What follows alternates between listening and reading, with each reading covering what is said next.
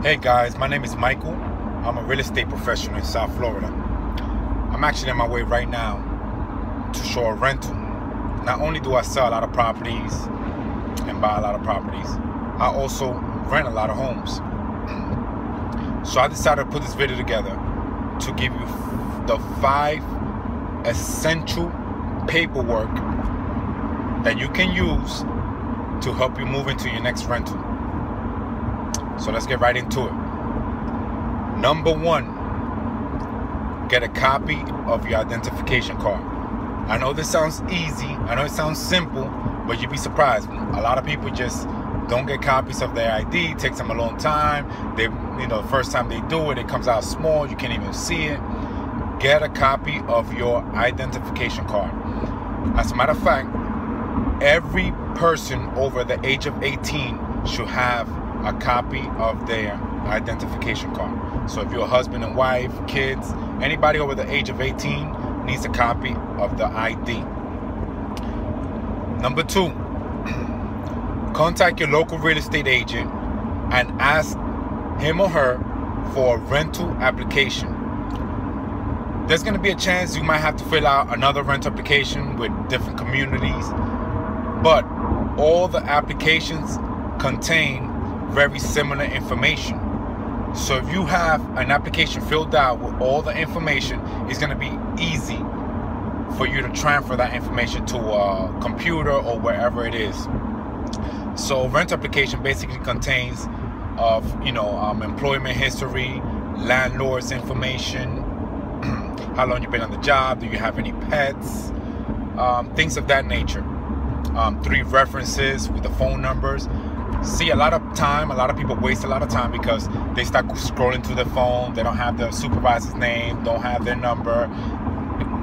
Nobody remembers any phone numbers anymore. So it's time consuming, and time is of the essence. Got to keep both of my hands on the steering wheel. So number 3, get a copy of your credit report.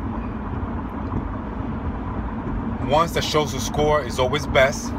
If for some reason you don't want to get the one that shows score, you don't want to pay for it, you can go to annualcreditreport.com. That's annualcreditreport.com, and you can get a copy of your credit report for free once a year. However, this is not going to have your credit score, but you can still use it and show it as far as, this is my credit history, and people could use it. So number 4 is super important. By the way, this is not in any particular order, but number 4 is pay stubs. A lot of people get paid electronically. Nobody has, very few people have pay stubs. So make sure you have some sort of pay stubs that show, how much money you make. The rule of thumb is you need to provide the last 2 to 3 pay stubs. If you get paid every week, obviously, it's pretty easy. If you get paid bi-weekly, try to have 3. For those people who are self-employed, you need to provide some sort of paperwork, whether it's a tax returns, bank statements.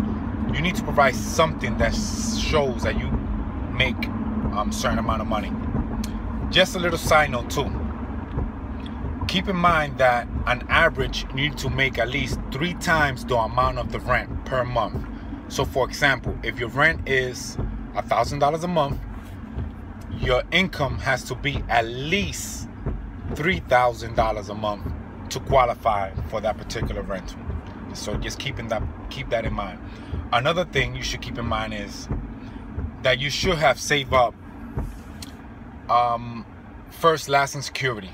This can be negotiable on a case-by-case basis, but it's always better to be safe than sorry. So save up first month, last month, and a security deposit to move in. So once again, as an example, if the rent is $1,000 a month, you will probably need $3,000 saved up just to move in. It is negotiable. It's not every single case, but that's just the rule of thumb. So number 5 is police report or local background check. better yet. Go to the local police station and ask for a local background check.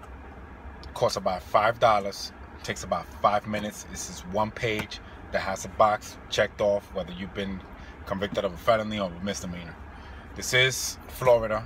A lot of people have misdemeanors and felonies, so if you have one, just make sure you have some sort of attachments and paperwork explaining your situation, that this happened a long time ago, the case is closed, whatever the case may be. Just be upfront about it. If you try to hide it, then it might complicate the issue. If you are upfront about it, you can be ahead of the curve. So these are 5 paperworks that you can have before you start searching for a home. Because what's going to happen is you're going to start searching for a property, you're going to fall in love with the place, you're going to go look at it, and then when it comes time to submit an offer, they're going to ask you for the paperwork. You're going to take a day or two to put that paperwork together because you're working and you're busy. In that time, somebody else comes along and rents the property and snatches it right from you.